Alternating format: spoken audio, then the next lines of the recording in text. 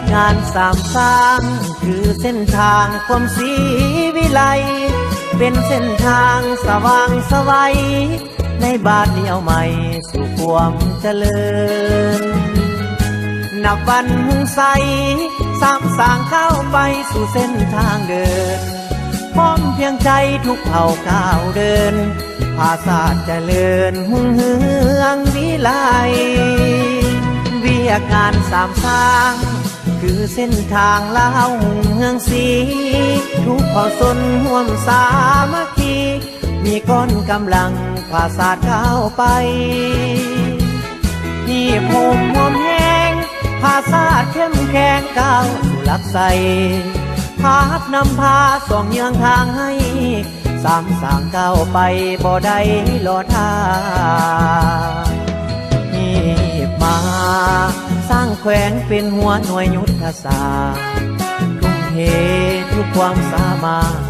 เพื่อประเทศชาติเฮาพร้อมกันสร้างสร้างเมืองเข้มแข็งพร้อมกันออกแข่งให้เดินก้าวหน้า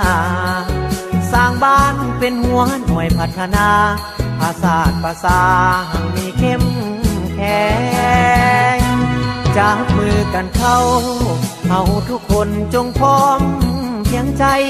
อุทิศตนหยาดเหงื่อแห้งกายพร้อมกันก้าวไปสร้างสาผัวแปลงวิดทุกข์วิดยากพ้นความลำบากเฮาต้องออกแข่งสามัคคีทนโฮมห่วมแหงสามสร้างเข้มแข็งจนชั่วนิรันดร